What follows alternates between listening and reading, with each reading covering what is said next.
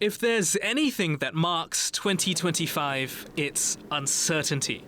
President Trump's Liberation Day tariffs upended global trade norms, sending shockwaves across the world. Geopolitical tensions in the Middle East and Eastern Europe also cast a pall of gloom throughout the year. And in the virtual landscape, a considerably more dangerous cyberspace saw attackers hit Singapore hard enough for authorities to sound the alarm. But despite the dark clouds, Singapore's GDP growth in the first 3 quarters of 2025 was stronger than expected. We take a look at some of the key moments in Singapore this year in our Year in Review.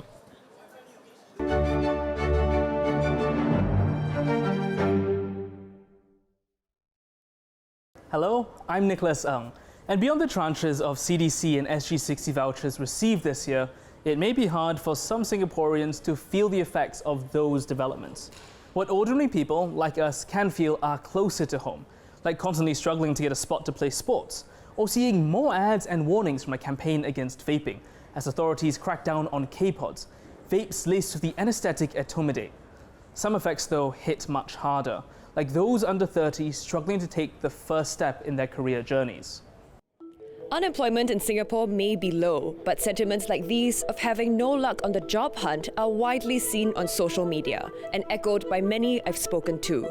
Stories of having sent out applications for months, often without hearing back. I think I sent out around 100. So every day I told myself I would send out around like 25. So I would just set out time every day and I would just keep sending it out. Maybe even more than 100. I have really no idea.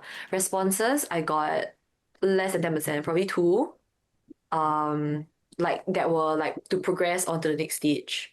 Earlier this year, the Manpower Ministry revealed that the unemployment rate for those under 30 rose for the first time, from 5.4% in March to 5.7% in June. Now, the reasons given include tighter competition, with more fresh graduates entering the job market immediately after graduation. They are in a catch-22 situation. In other words, the jobs will require experience, and they can't get experience until they get a job, so they are literally stuck in this spiral. Another challenge is the mismatch in skills, as companies move into a new era of technology competence. They must work alongside AI, and unfortunately, many of them missed the boat actually when some of these skills were not readily available when they were in the schools. The government's response has been this, making resources like career advisory tools more available, as well as a funded traineeship program to give fresh graduates industry experience. But are these enough? This should not be just stopgap measure. We need many of these traineeships to eventually convert into full-time position, and I think even more incentive might be given to the deserving companies and the interns that they take in to have this conversion. Prof. Low adds that these are especially pressing, as an uncertain economic climate in 2026 could make the job market even tougher for young graduates. Toy-based. Oh, it's quite scary, isn't it? No, these aren't festive gifts. They're e-vaporisers, and some are laced with drugs. Vape distributors are always trying to get one step ahead of the game, and they've been very creative in trying to start up ways to get people hooked and addicted to their devices. I think that's the scary thing, is that as long as they are able to get one step ahead of all of us, we will always be playing this cat and mouse game. And that game, chasing the latest information, is crucial, with products evolving and coming from different parts of the world. Professionals like Dr. Phua are working with overseas counterparts to share intelligence and best practices to keep pace with a fast-evolving drug landscape. The literature is trying to catch up with whatever is available in the market around the world. So it's difficult to conduct research when the device itself is different, the contents is different. So both the harms associated with this can be different from one device to the other, and how you stop people from vaping or how to quit also may differ based on the contents within the device itself. Authorities have tightened the net this year, from amnesty bins like this that let users dispose of devices without penalty to sting operations as tougher laws kick in. Now, with the new regime in full force, agencies and community partners are widening the response to keep up with the evolving threat. At St. Andrew's School, boys learn about the risks of K-pots through assemblies, counselling and peer support. The school works with parents and encourages students to make safe choices and speak up if they notice worrying behaviour. Schools and institutes of higher learning like where I'm at are now moving past just tackling vaping and are focusing on supporting students develop healthier coping habits. Beyond harsher penalties, it's really about helping learners open up, seek help, and find more sustainable ways to deal with day-to-day pressures. Dealing with addiction is not just about enforcing rules. It also involves teaching skills to prevent substance misuse and providing mental health support. Through educational materials and advocacy events, the Institute aims to ensure students make lifelong decisions to say no to substance abuse. The issue about vaping is not ending. It is probably just the beginning. Right for today is vaping. In the future, it might be something else. I think for us, from the Education Institute, it's very important to ensure that our learners are equipped with the necessary skills and make important decisions and important choices in their lives, because they also need to know that such choices can impact outcomes or consequences in the future.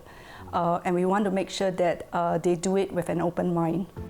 Together with other institutes of higher learning, they're working with the Health Ministry on a 24/7 online support portal for students. It's due to launch next year, so help and trusted resources are always within reach. 94 hours worth of ballots, but only 8 hours successfully allocated. Mr. Liu Jialin, a badminton enthusiast, is one of many who have experienced this frustration with the MyActiveSG Plus sports facility booking system this year. Usually I will get my friends who I plan on playing with. We will just try to ballot for the same time slots to increase our chances. This comes even after Sports Singapore's revamp of the system in June 2024. Previously, the system was on a first-come, first-served basis, but that changed after the sports governing body discovered the misuse of bots to secure slots. In September this year, a petition was also started by a recreational footballer calling for fair access to Singapore's public fields. The petition highlighted concerns that there were times where no pitches were available at all, or even for balloting on weekends. To date, it has garnered over 2,500 signatures from the sporting community. These issues continue to persist even as Sports SG introduced the dual-use scheme, partnering with schools like Choa Chu Kang Primary School to open their fields and other facilities for public use during weekends or school holidays. Sports enthusiasts whom I've spoken to have shared that as more people get into recreational sports, the biggest concern is being able to find any court to break the sweat. It's definitely a lot of demand that they can catch up on. And recently we also have up-and-coming sports that are getting really popular, such as pickleball. So there is some sort of competition there for the venues. I think there's definitely a lot of catching up to do in terms of meeting the demand of sports enthusiasts in Singapore. There are currently 6 stadiums and sports centres closed for upgrading works. Yet, the recreational sports scene is showing no sign of slowing down, with some moving from public to private courts. Queenstown Sports Centre behind me will be one centre set to be reopened by the first half of 2026. This after a complete redevelopment of its stadium and swimming complex since May 2023. Another sports centre that many Singaporeans are looking forward to would be the redeveloped Toa Payoh Sports Centre, though that is only slated to be ready by 2030. I think one way to make the system more equitable is to introduce a losers multiplier. So each time you fail to get any of the slots that you balloted for, your chances of getting a slot for your next booking actually increases. Just make sure that most people will actually get a chance to play and to get the booking that they want. Sports players also call for better transparency on court allocation and to be able to see how many are booking for a particular time slot. But it may well be a waiting game for new or upgraded centres to reopen, in hopes of better chances of getting a playing court. Those are some of the problems people faced in 2025. When we come back, we'll take a look at how the Singapore economy fared over the last 12 months.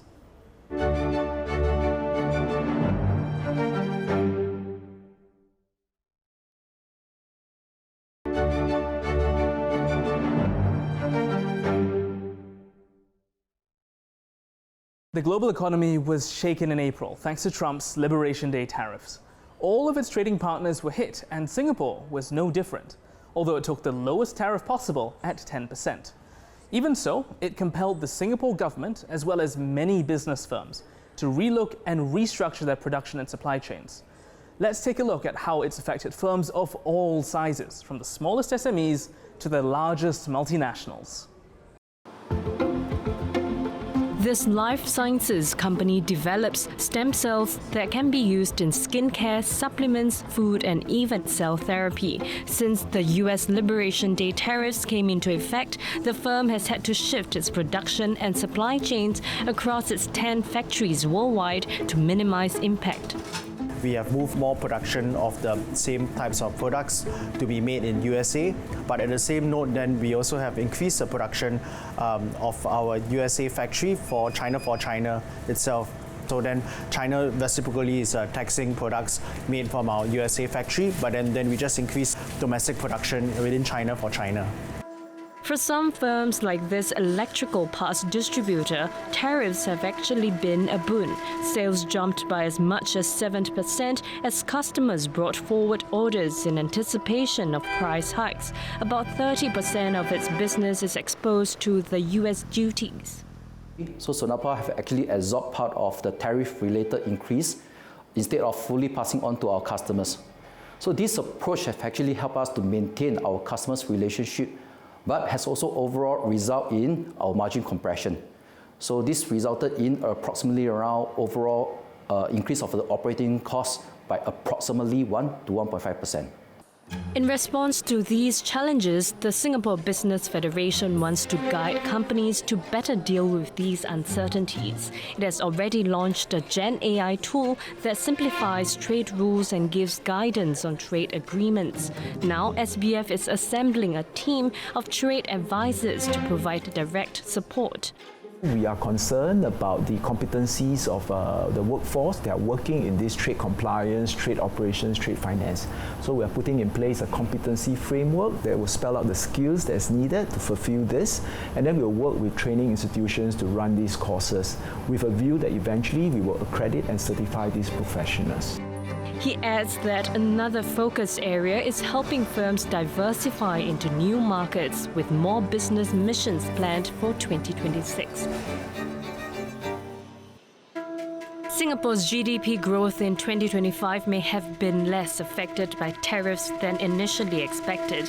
Jeff Ng, Director and Head of Asia Macro Strategy at SMBC Asia Pacific, tells me that there were other factors at play. I think Singapore has been producing the right product mix. For example, the technological exports, the pharmaceuticals that the world continues to demand a lot for.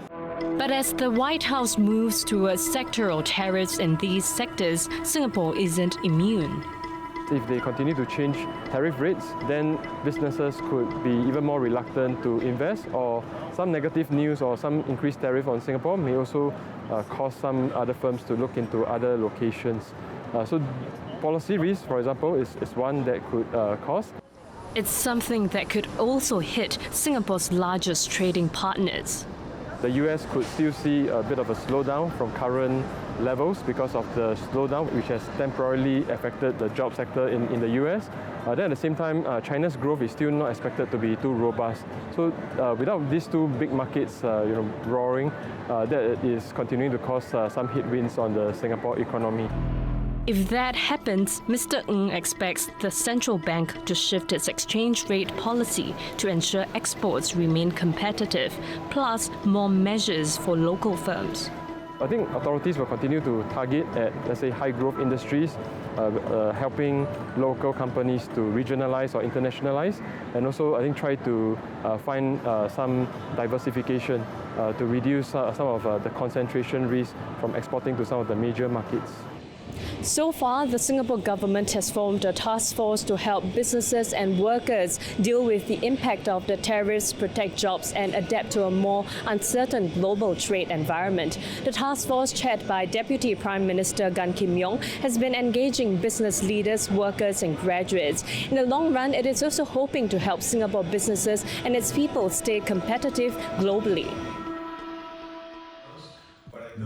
It's a gathering of tech workers, some still in their job, others just laid off.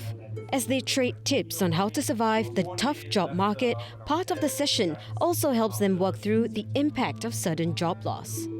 Some of these folks get their emails and access to their computer usage cut off immediately. Some of them are actually in the middle of preparing for a meeting, or perhaps are actually about to go join a meeting, and that's one piece of shock. The second piece of shock is the high performance. Singapore's latest labour report shows about 3,600 workers lost their jobs in the third quarter, roughly 600 more than the same period a year ago. While corporate restructuring was cited as the main reason, experts say the picture is more complex. Some MNCs maybe would be thinking of previously Singapore as like a Southeast Asian HQ. But now they'd be questioning, do we even need such a location? If technologically wise, if workflow wise, we can run most of these things from our global HQ in wherever, London, New York, Beijing, it's possible. And so that, I think, it's an evolving business model in and of itself. As part of this changing business model, firms are also moving towards hiring more contract staff to control manpower costs and avoid the complexities of layoffs. And that shift could put mid-level operations and support roles at a greater risk of being replaced. One of the things that we have to be looking at is how we structure our entire organization, how we target certain types of jobs that we expect in a few years down the road are going to be less critical. And then the people in those roles now, what kinds of skills do they have? And how do we map those skills to similar roles or adjacent types of skills that may be needed? He adds that clearer guidelines and a stronger stance towards unfair retrenchment practices will also give employers the ability to handle layoffs better. Next, a phenomenon that rarely happens in Singapore, and others that keep happening over and over again. When we come back, we shine the spotlight on one of Singapore's favourite topics, transport.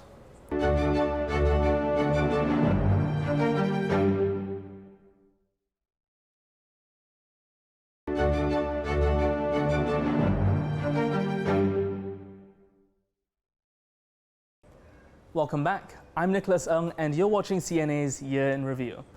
Transport's something that's never far from Singaporeans' minds, whether it's about buying a car or taking the public services. Still, there were some unique talking points this year.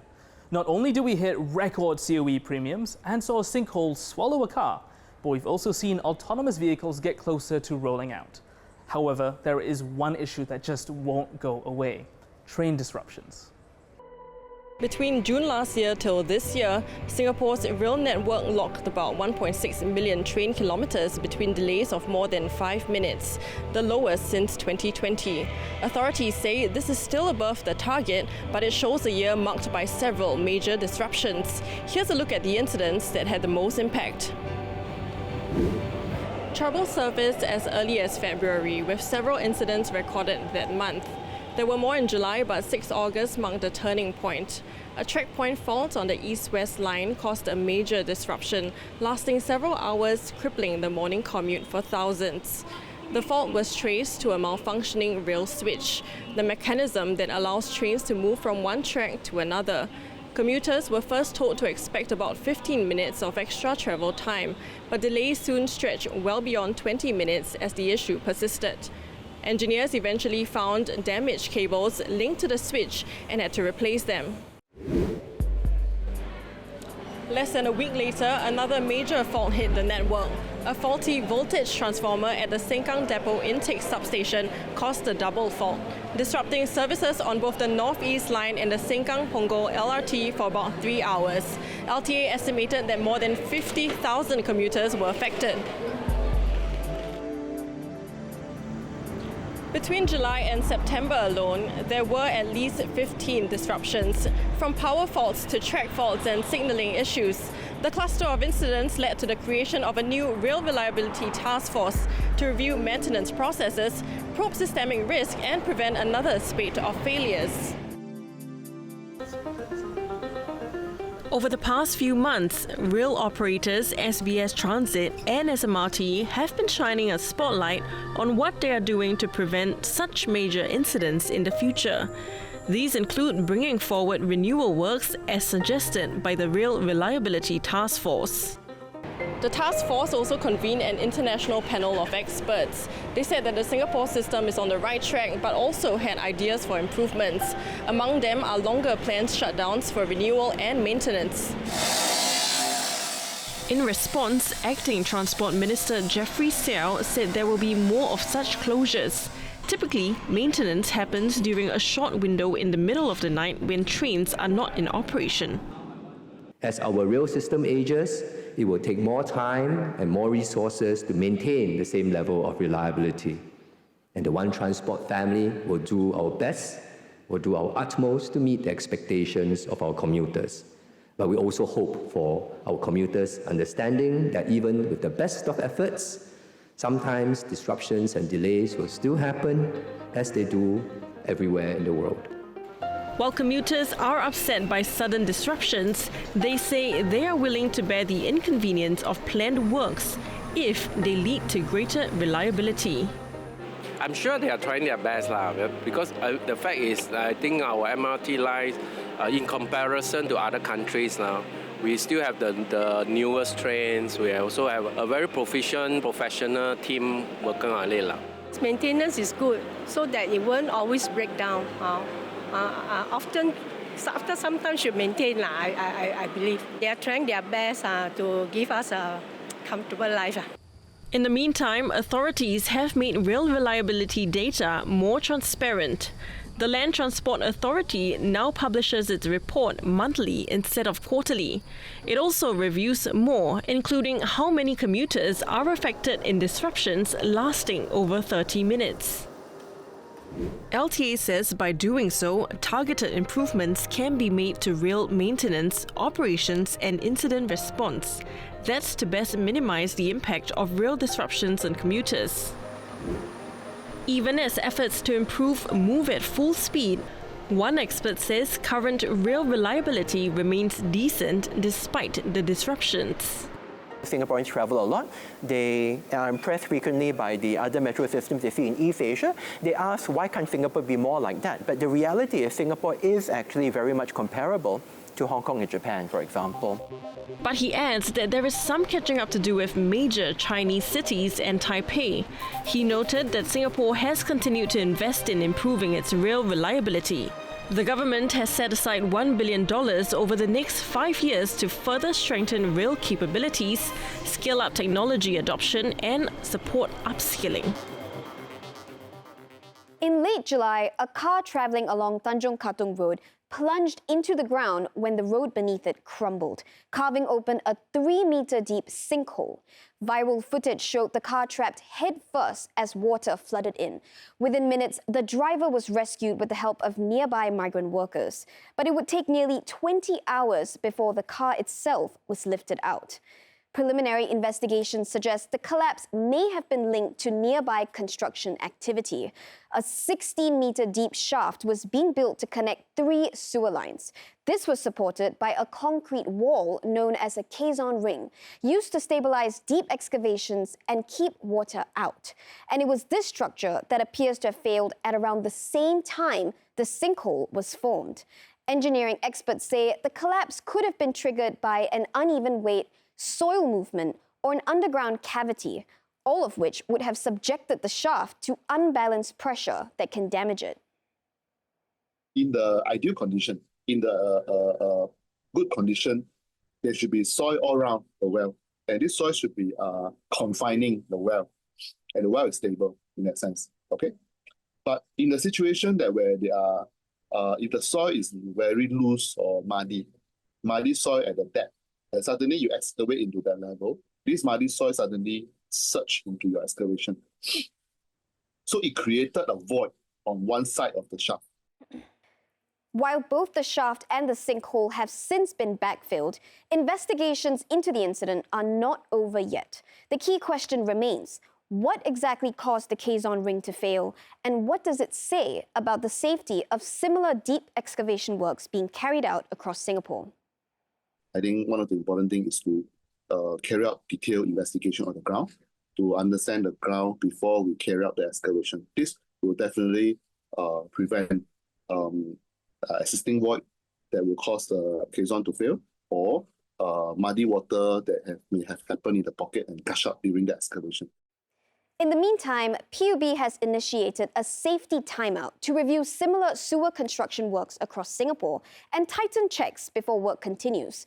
While it is not yet clear which sites are included, the pause comes as Singapore presses on with major underground sewer projects, including the deep tunnel sewerage system, a decades-long effort spanning about 206 kilometers of tunnels and related shafts.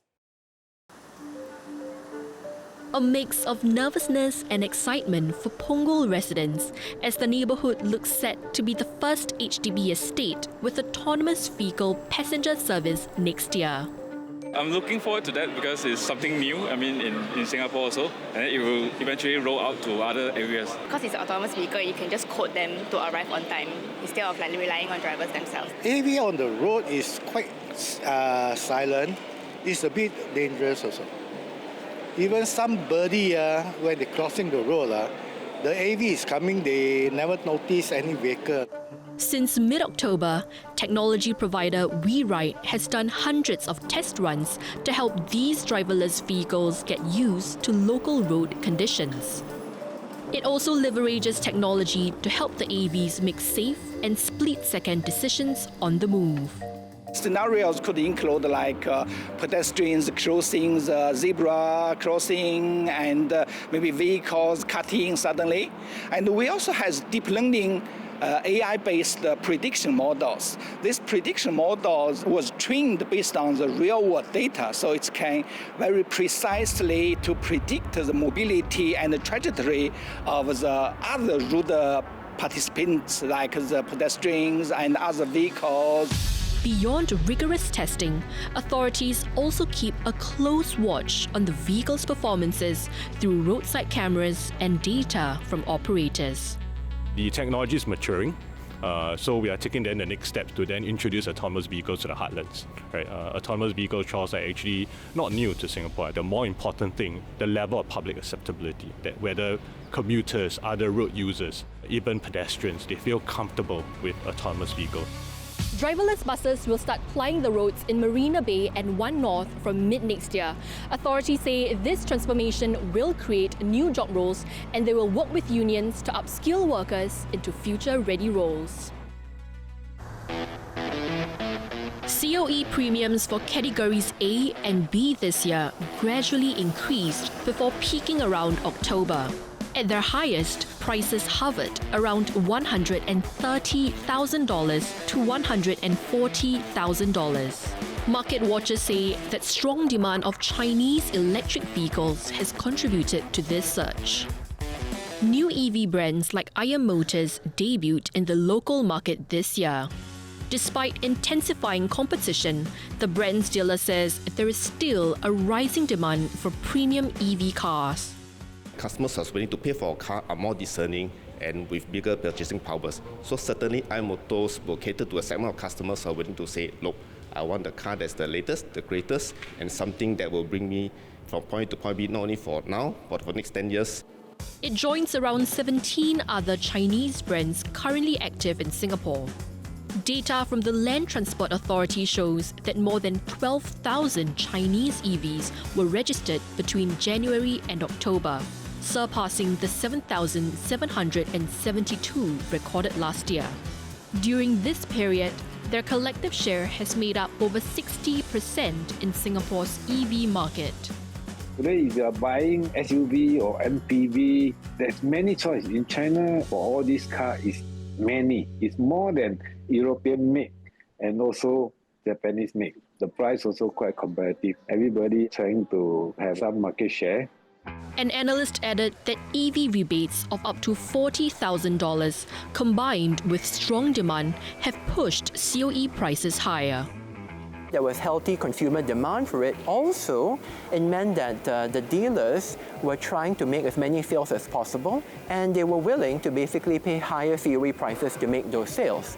They were taking lower margins, and they were also transferring some of the EV rebate subsidies into higher bids for COEs. COE prices started to ease by November.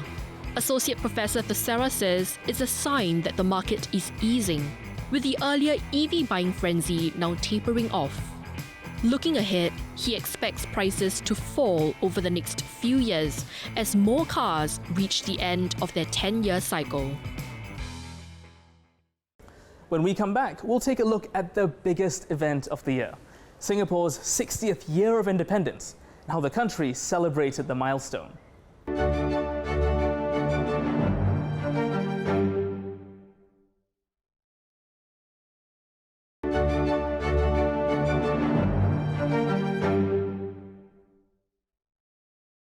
Welcome back. One tagline Singaporeans might have heard many times this year is SG60. 60 years of independence marked by celebrations, vouchers and exhibitions. It's also a time to ask ourselves what it means to be Singaporean in 2025.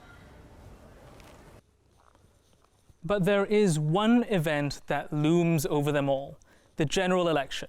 And from surprise switch-ups on nomination day to updates as votes were tallied on polling night, CNA brought you the latest here from this very room. And now that the dust has settled and the votes destroyed, let's take a look back at those pivotal 9 days and where some of the newly elected MPs have gone since then. 2025's defining political event in Singapore, the general election. Over 2.4 million votes were cast on the 3rd of May. There were to be 97 elected MPs, the largest number of parliamentary seats ever. The ruling People's Action Party secured 65.57% of the national vote, a gain of more than 4 percentage points from GE 2020. The PAP also achieved over 75% of votes in 10 constituencies, underscoring decisive wins across its strongholds. For Prime Minister Lawrence Wong, it was his first election as PAP party chief, and one that delivered a stronger vote share, bucking the trend of softer results when a new Prime Minister takes office. Across the more closely watched wards, the PAP still held off strong challenges. In Tampines GRC, a four-cornered fight drew intense attention, but the PAP team retained the ward with just over 52% of the votes. In the newly formed Punggol GRC, considered a key battleground, the ruling party emerged victorious. Nomination day on the 23rd of April saw last-minute shifts, including the redeployment of Deputy Prime Minister Gan Kim Yong to anchor Punggol, a move widely read as strategic positioning to face a tough contest against the Workers' Party. Singapore also saw its first walkover since 2011 in the newly formed Marine Parade Braddell Heights GRC. The WP, which contested in 2015 and 2020, did not field a team there this election, handing the PAP 5 seats unopposed. Meanwhile, the Workers' Party maintained its position as Singapore's key opposition party. It successfully retained all 10 of its elected seats, holding Aljunied, Sengkang and Hougang. 2 non-constituency MP positions also went to WP, scoring better as the so-called best losers. This effectively made WP the only other party in Parliament this term. Overall, GE 2025 brought several notable milestones. Of the 99 seats in the current 15th Parliament, a record 32 are women, the highest number to date. Parliament is also seeing renewal with 29 first-term MPs. I caught up with a few of them to find out how they're settling in. Hi, afternoon. Nice to meet you. I'm Jasmine. It's a humid Saturday in Ang Mo Kio. This is where first-term MP Jasmine Lau has spent much of her year, on the ground and often on the move. But behind the easy rapport is a year she describes as intense. It's also been actually a period of very deep learning because I've also realized how much I don't know about, it can be community work, working with grassroots leaders, it can be about town council work, how the estate is managed. There were so many things that I didn't know and that I had to learn from scratch. So it's like Skills Future, huge Skills Future course for me, but that part also has been very enriching. What has been equally fulfilling for her are the personal interactions with people. I think we feed off each other's vibes, and then we both walk away feeling like your life has been changed or influenced in a different way. So those are particularly meaningful. Yeah, I mean, end of the day, when I go home and I look at my two kids, that also helps to tell yourself, actually all that we do can benefit our own loved ones. And so creating that Singapore that's better for everyone actually will help our own families as well. I mean, on a tough day, that reminder does help quite a lot. Her days rarely look the same. One morning, she's delivering opening remarks at an industry conference. That afternoon, she's in discussions with school leaders. By evening, she's back in the estate checking on residents. The unpredictability, she says, is part of the job. Ms. Lau is a Minister of State under the Digital Development and Information Ministry. She also looks after education policies, focusing on the younger groups, something she feels personally connected with. Because my kids are younger, it's a little bit more relatable to me. And it also allows me to then engage the parents of these young children a bit more effectively. I think my focus for education is really about how do we ensure our children have an environment to grow up in that is safe, secure. It's not about always the academic achievements, but how do they learn human values. Ms. Lau tells me she also holds the role of a class monitor for the class of 2025, the cohort of new PAP MPs. She says the fresh batch brings energy in their diverse range of causes. The past year has been nothing short of a whirlwind for the PAP Syed Harun. The former nominated MP and psychiatrist traded clinical work for the demands of elected office. And in October, the added responsibility of being a senior parliamentary secretary. He says some weeks there are simply no rest days. One of the most difficult aspects of it has been really trying to schedule and manage your time. I think everything that we do as a political office holder, as well as a member of parliament, is important to the people who are impacted by whether policy or by the day-to-day needs at the neighbourhood. Dr. Harun tells me the pace can be demanding, but what keeps him going is seeing residents emerge from moments of crisis and knowing the support makes a difference. It really drives us to be able to do more for our residents, and I would say more widely to Singaporeans in general. And that becomes a very reinforcing loop for us to then be able to look towards our day, and no matter how tough it may be, how long it may be, to give our best for our residents all the time. He says the values he spoke up for previously, including social cohesion, remain central to his work today, even as his responsibilities grow. Whether at the level of family, whether at the level of your floor, whether at the level of your neighbourhood, and then and juxtaposing that into the level of the country. So it continues to resonate with me that social cohesion remains as important as a key feature, and that's something that I will continue to pay attention to. Elsewhere in Sengkang, the Workers' Party's Abdul Muhaimin is also on his own learning curve. He shares with me how the year has been physically demanding, far greater than expected. For example, weekly Meet the People sessions like these can run past 10 p.m. But it has been worth it. To be able to help the residents of Sengkang, especially those that is enduring hardship or difficulties, or even when they do not know where to approach or who to approach. That's why I felt that I'm here to assist them in whatever they need. Many who come to him are seeking help on some of the toughest issues. So the issues are mainly financial difficulties, rejection of the BTO or citizenship applications, or even difficulty in finding new jobs. So I've realized that there are some residents who really are lost when it comes to looking for assistance or even guidance on how to proceed from one thing to another. So that's where I felt that this role as an MP is really beneficial to the society, and I hope that I can continue to serve the residents and to really guide them to the right agencies or even to any private organizations so that they can receive the necessary help. For Mr. Abdul Muhaimin, another challenge lies not on the ground but in Parliament, understanding data gaps, crafting alternative policies, and preparing for debates with ministers.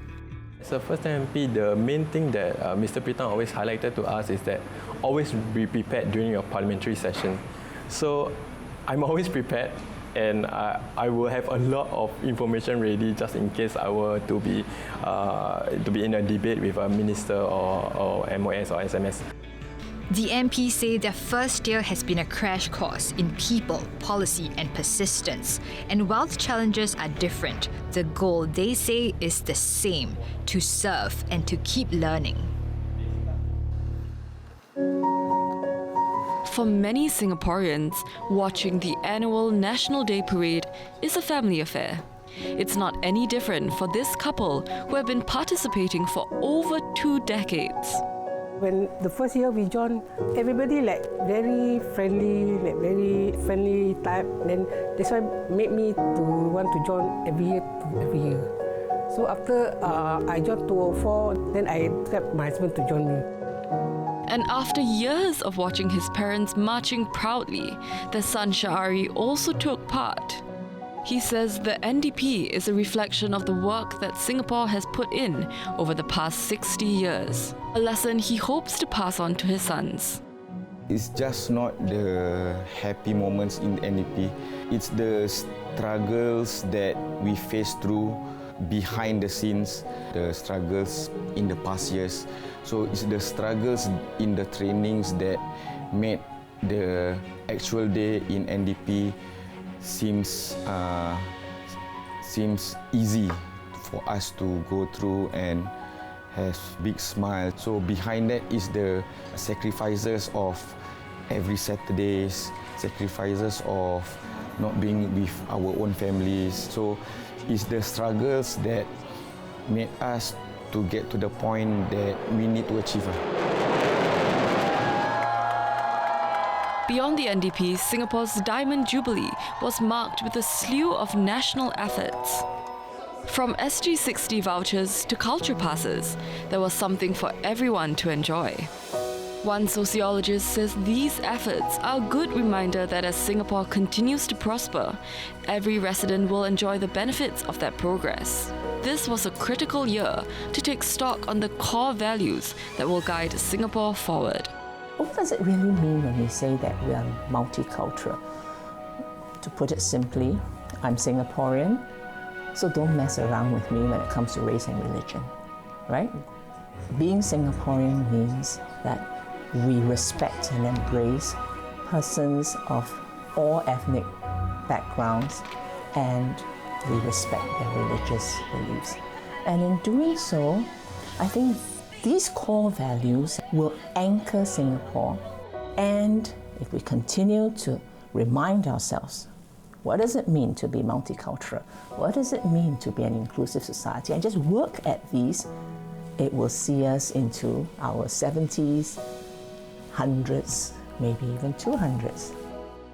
And as Singapore moves towards becoming a super-aged society, Professor Strawn says building an inclusive nation must also mean empowering seniors to play a bigger role in the community. They will be the champions, I think, for our kampong building version 2, where community rises to take care of its own.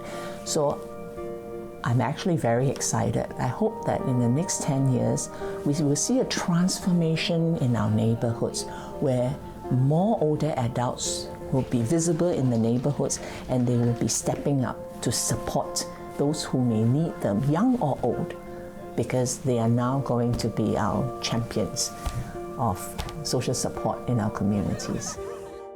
And just like Madam Siti's family that has shown up across generations, it's the same spirit that will hopefully keep Singapore marching forward.